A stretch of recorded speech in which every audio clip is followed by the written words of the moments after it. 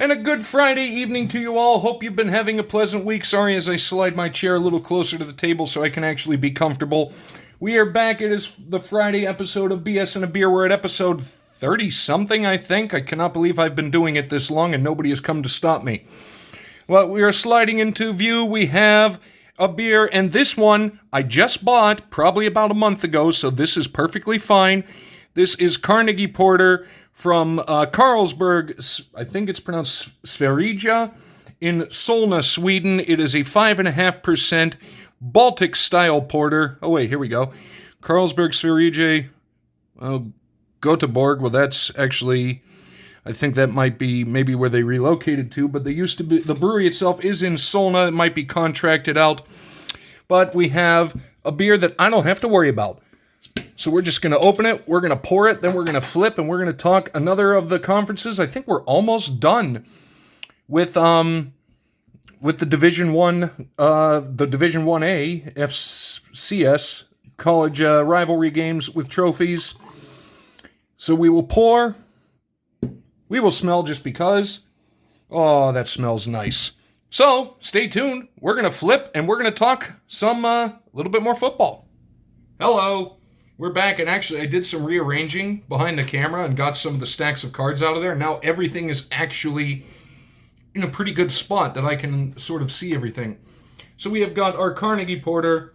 It is 5.5%, a Baltic-style porter, which basically is a porter style that originated in the countries in the Baltic Sea area. But now anybody can produce it. It's just a little bit more of a stronger and more robust, as they say, porter than your standard English or American one. But sometimes goes higher in alcohol, sometimes not, like this one, 5.5%. That's kind of standard for that. But we have chocolate. We have malt, which is pretty much your standard MO for any sort of porter. So let's go in, let's have a sip, and let's get talking about, I want to say, the third to last conference in Division 1 FCS? We're going to find out in a minute. Yeah, football championship series. Just go back to 1A and 1AA, for God's sake.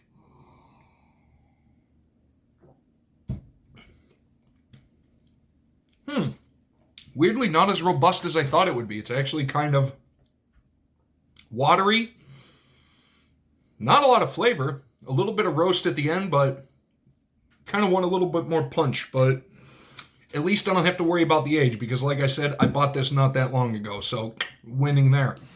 So, we are moving on with our football conference mayhem. We are talking this time, boom, start putting up pictures there, Zach. You've got a lot of editing to do in about a half an hour or so.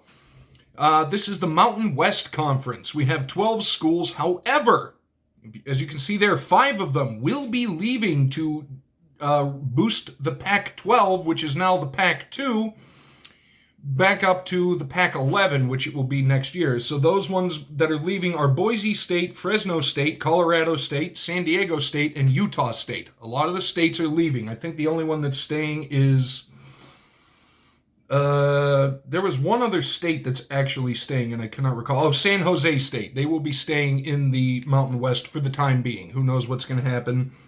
You know, when you lose about half of the teams in your conference, not much that can be done. So what do we have? We have 1, 2, 3, 4, 5, 6, 7, 8, 9. I think 9 trophy games. A couple of defunct ones simply because teams are leaving.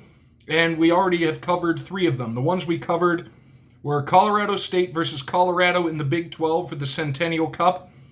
New Mexico versus New Mexico State, Conference USA, in the Rio Grande rivalry for the Roaster, which is a great trophy, but not as good as Floyd of Rosedale.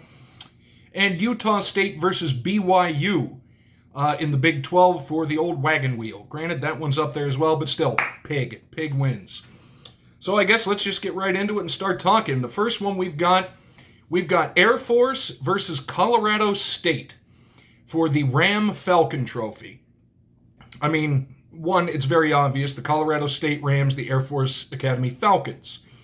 The rivalry dates back to 1957. The trophy came around in 1980, and it was created, or carved, I should say, by local Fort Collins artist Bill Regg, who donated several artistic works to Colorado State University.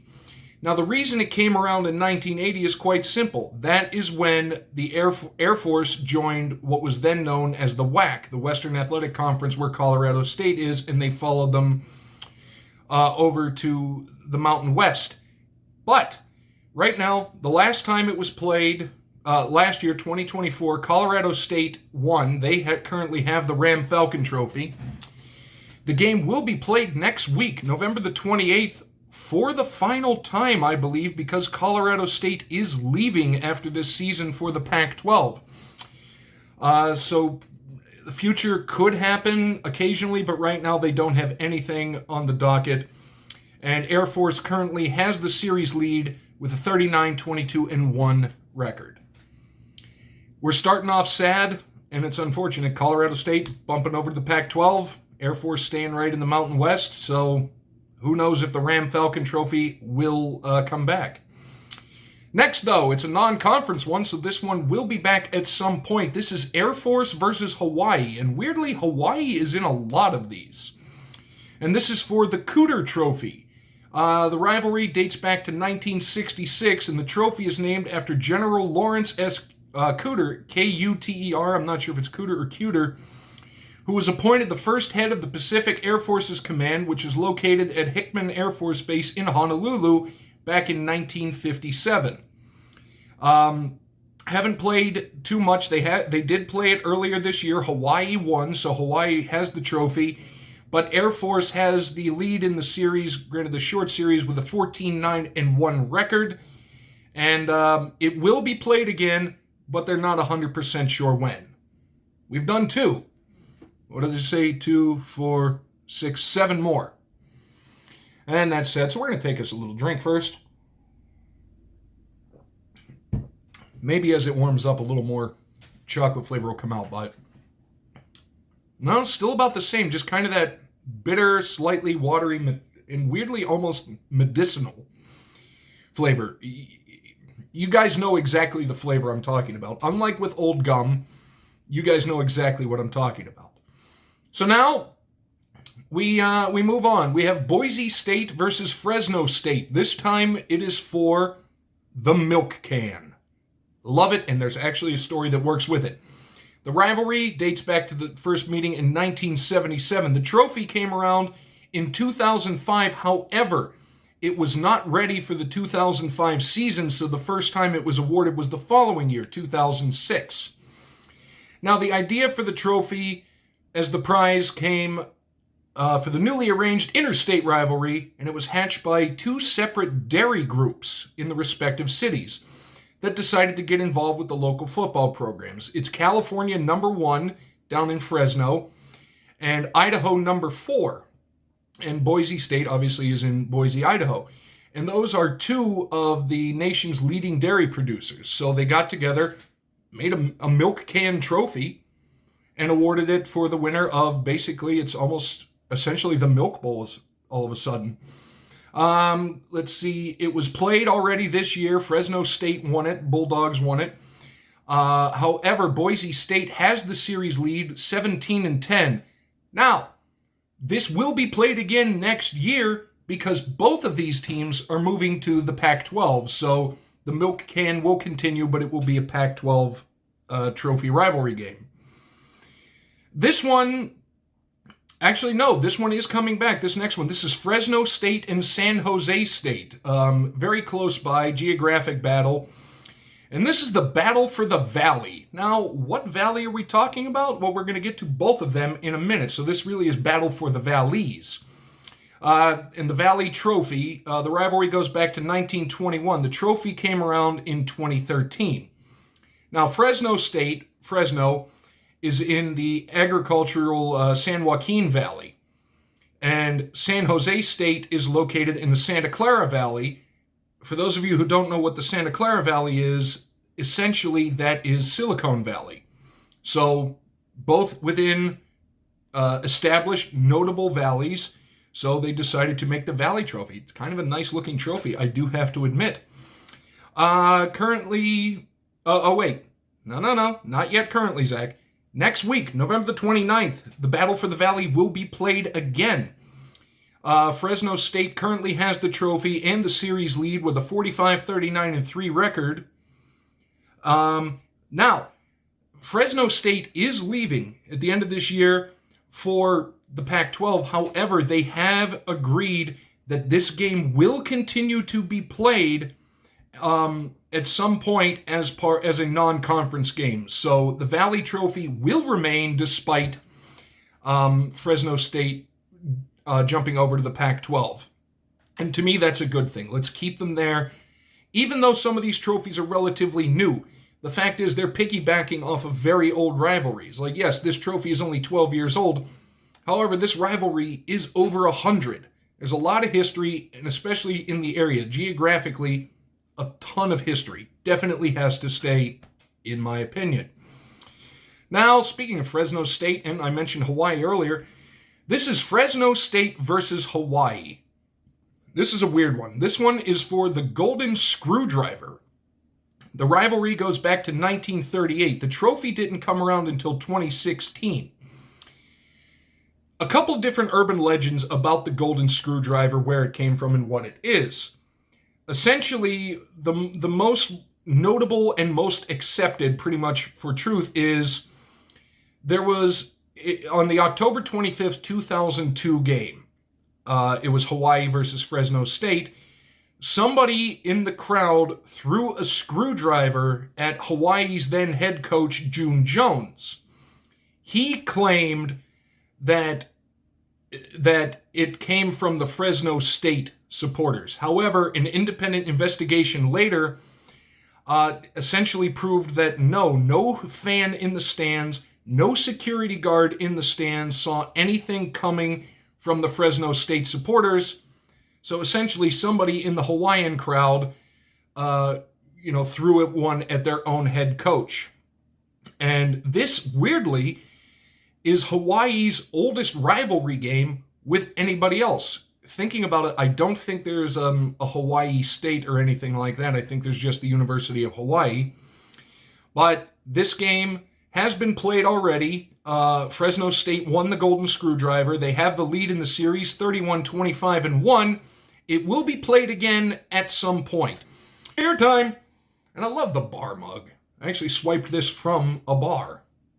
I mean, everybody does. If you have been to some sort of bar and or restaurant and not taken a glass, I am sorry, my good sir or madam, but I will have to sit here and call you a liar. So, in we go from the swiped mug.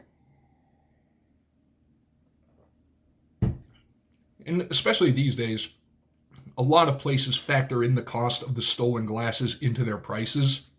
Trust me, I used to work in a bar that had glassware stolen all the time. I know for a fact that they would kind of bump up other prices of other things to kind of make a little wiggle room for the fact that no doubt a decent amount of glassware would disappear. I think I actually have a glass from the bar I used to work at somewhere over there, but I'm not 100% sure. I may have to check after this.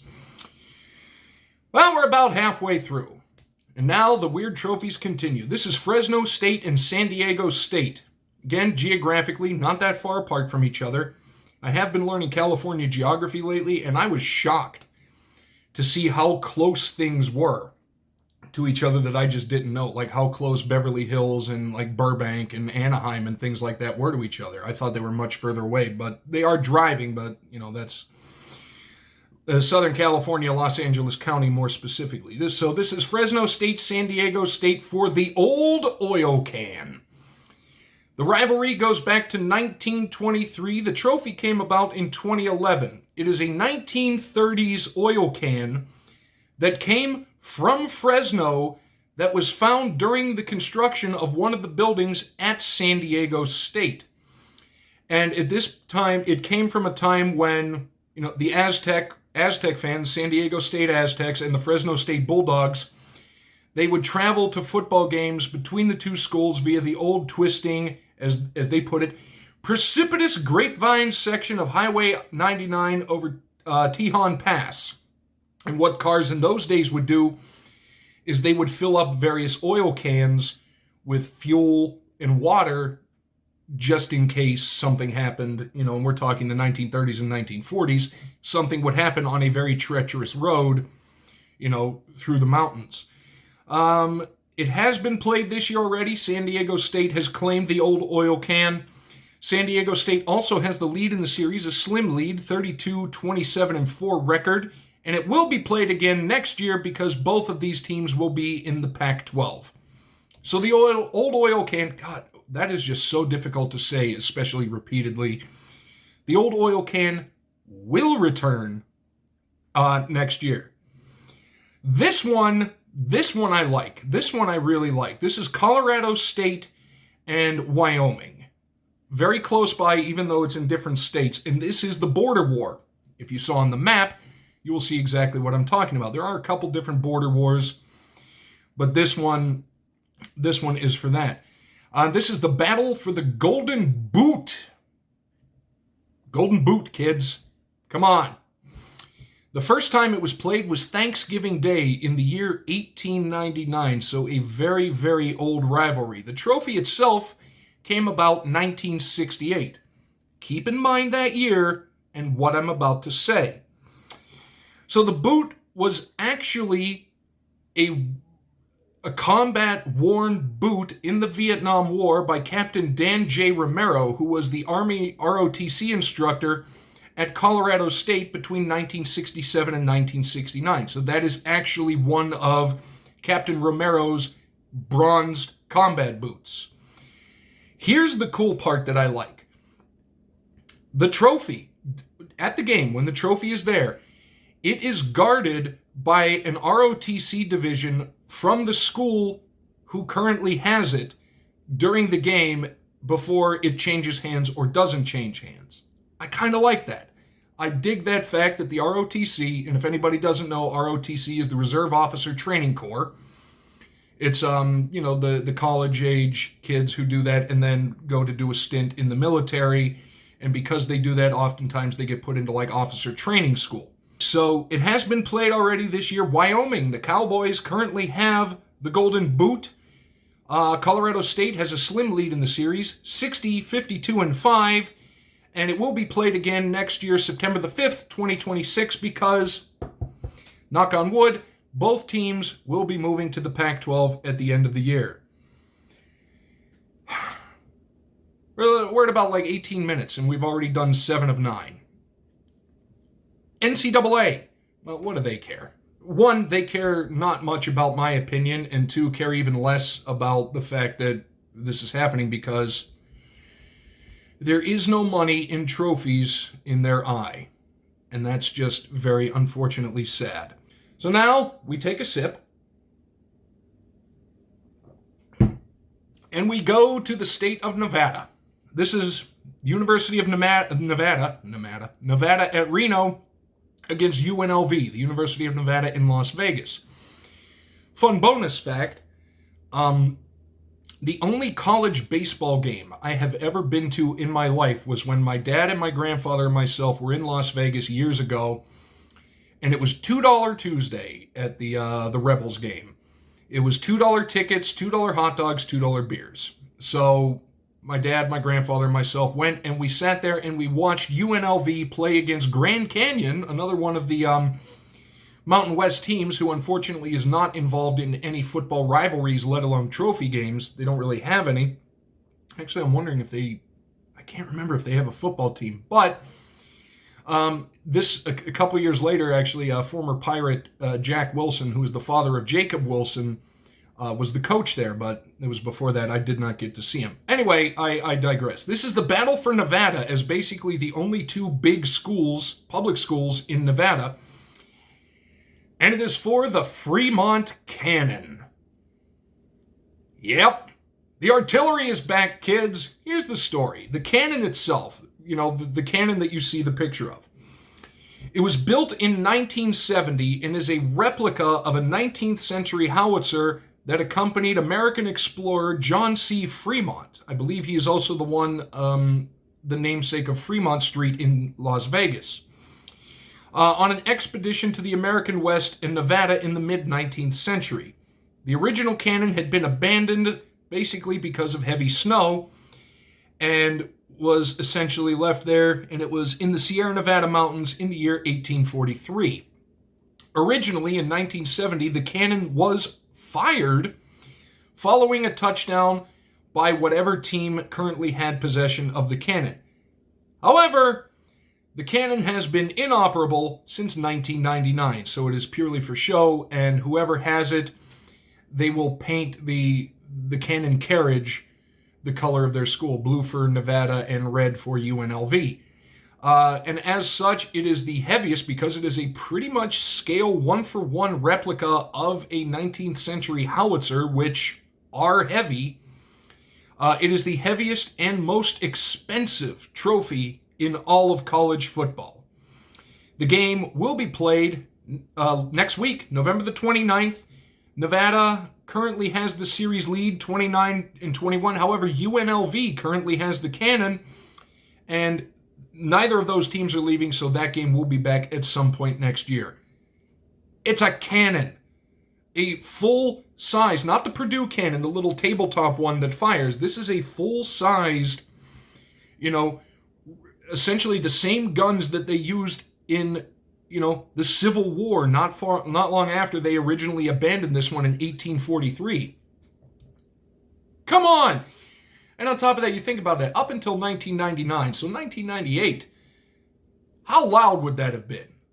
You've seen it in movies, but can you imagine it in real life? And then I also wonder, how did they realize that it was inoperable? I mean, obviously, to shoot it, you have to have, I believe the term of the person is actually called a cannoneer, which is a great term.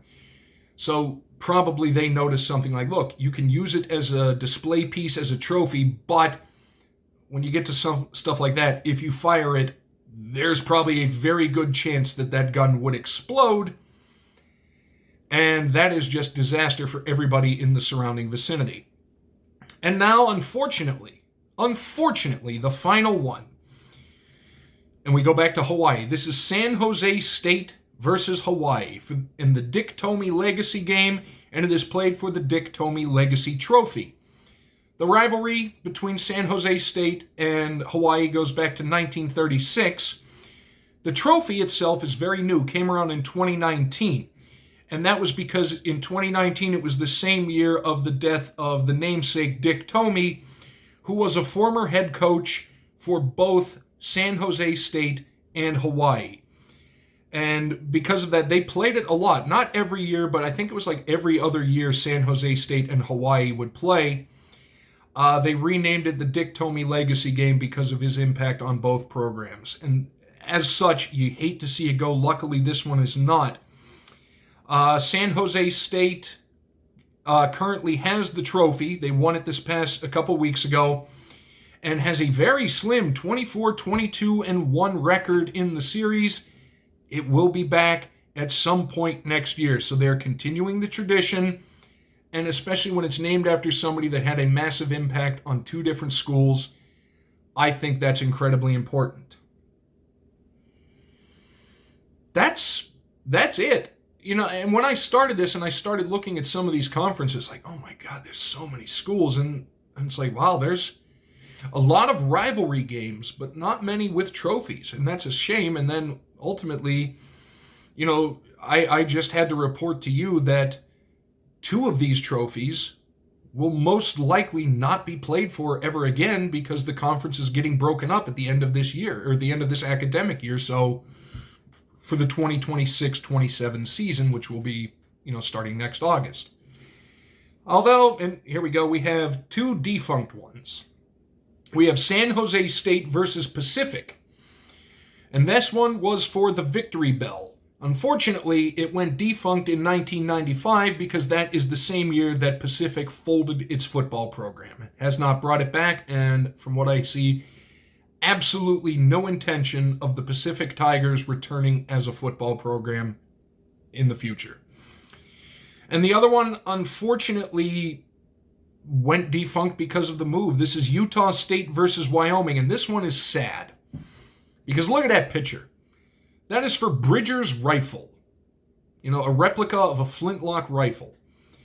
It was last played in 2024. They did not play this year, but because Utah State is moving to the Pac-12, unfortunately, it seems like Bridger's rifle will go the way of several of these other great trophies and the way of the dodo in general. So that's it. Like I say, it's really sad. And then you got to look like some of the powerhouse programs in the FBS series, or what used to be 1AA. You know, I was talking with Julie Farnham about it, and because North Dakota State is rolling everybody in. I cannot remember what conference they're in. I'm sorry, Julie. Zach put it up there. But there's talk about them maybe moving up to 1 FCS, and honestly, I don't know if that would be... You don't want to see it, because then they would lose some of their rivalries, like the North Dakota State-South Dakota State rivalry. If North Dakota State moved up to, one of the bigger conferences in the FCS series, I'm sure they would probably do well, but the fact is they would lose all that tradition, and to me that's just sad and unfortunate. So we're going to drown our sorrows of the sad and unfortunate in the remainder of this porter, and then we're going to go over and say hi to Aaron at Sports Cards and Things, because it's Aloha Friday. And, we talked quite a bit about Hawaii, so we're going to do this. One more sip, and I'm going to tease something for tomorrow, because this is going to be a good one. Tomorrow, number 1, up to this point, will be the oldest beer that I have tried on this series. And it is from 2003. So we will have a 22-year-old bottle of beer. This is a beer I have had in the past, but not in a long time. And it's going to be a new style and a new country represented in this crazy little list. And then also, I got to thinking to myself, what is something that's very near and dear to my heart and my channel that would go along? And on top of that, the irony is the 22-year-old beer, the style of beer is called an old ale. Everything's coming up Millhouse. But what is something that's near and dear to my heart that goes along with the shenanigans that I do and has a bit of history involved? You'll just have to stay tuned until tomorrow to find out. So on that note, I'm sure I've angered a lot of people, or not. We're going to have one more sip. This is a Swedish beer, so I'm going to once again butcher Swedish. It's Skål mina vänner, which means cheers, my friends. If you're having one along with me, and if you are, I appreciate you very much, and I appreciate you stopping by. And to show you how much I appreciate you stopping by, I'm going to leave you with this strange parting thought. If you think about it, we will never know what it smells like underwater. Have a good night, everybody.